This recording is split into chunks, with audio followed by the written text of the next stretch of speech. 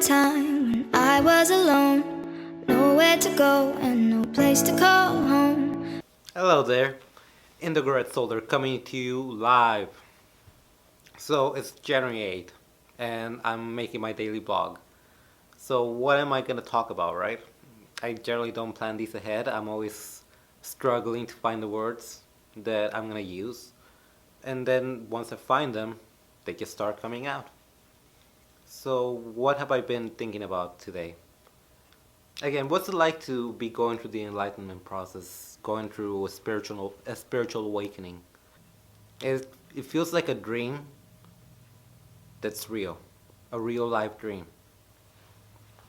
It feels like you know that this is gonna end, and when it ends, you're gonna wake up to something better.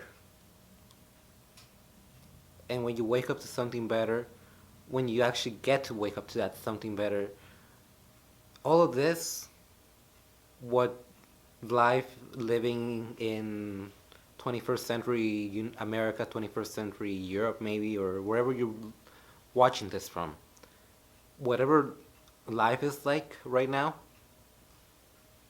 it will be turned head on its heels. It will be like someone turned up the light and everything's shining so much brighter. Like maybe the smells will be more fragrant, more richer fragrances, more vivid colors. It's supposed to be like that, right? Like that's one of the ways I've been told. I've also kind of like started looking at movies and thinking about, well, what could the future look like? Like I really love Tomorrowland, Disney's Tomorrowland with George Clooney and Brett Robinson. When I touched this pen, I saw this place. Someplace amazing. And it felt like anything was possible. If you've seen the movie, you know what I'm talking about. But I'm wondering to myself, is that how cities are gonna be in the future? Are they gonna be built by robots out of pretty much nothing and then being fabricated right in front of you? Or how about the pools, the floating pools? Are they gonna have floating pools? Because that was a pretty cool scene, just like diving from pool to pool to pool. Or the floating trains. I mean, we could probably get to that point with science, right? I hope that we can. We're getting a lot of new achievements going every day, like new research, new discoveries about everything. Another thing that I really liked about Tomorrowland was the pins. When Britt Robertson grabbed the pin and she was magically transported to another place, like in the middle of the wheat field, and she was able to see the city in the background, Tomorrowland. That was a really cool scene because it reminded me a lot of about how people are talking about astral projection. What do I mean by that? Astral projection is when your your consciousness gets out of your body, perhaps in the shape of your own body, or perhaps you take the shape of something else. It all depends on what you believe, what you want to believe, how you think about it, right? Well, you do that and you can go out into the cosmos, out of the building per se. You could go out for a walk in your neighborhood without actually going out physically and walking. Or you could go ahead and go flying out into space. Visit another star, another galaxy. You could do that in astral projection.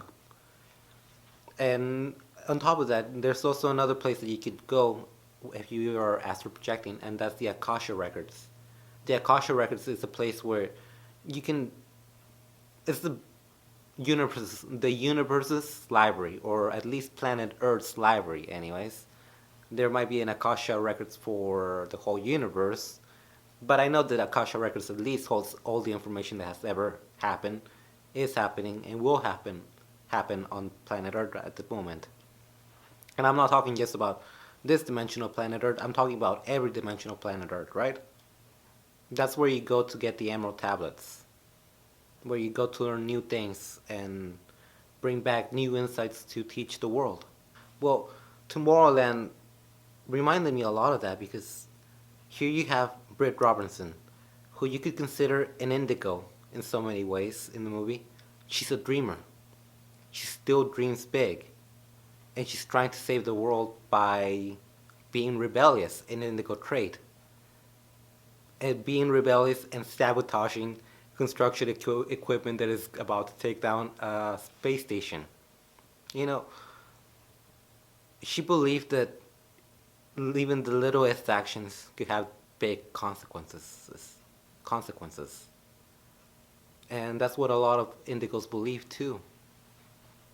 We are all here to make a difference in our own way, whatever that is. And if we could somehow get a hold of that pin to take us to the next dimension, to take us to that place where we could all talk, where we could all convene, then nothing could stop us at changing the world, right? The internet is a lot like that pin in so many ways.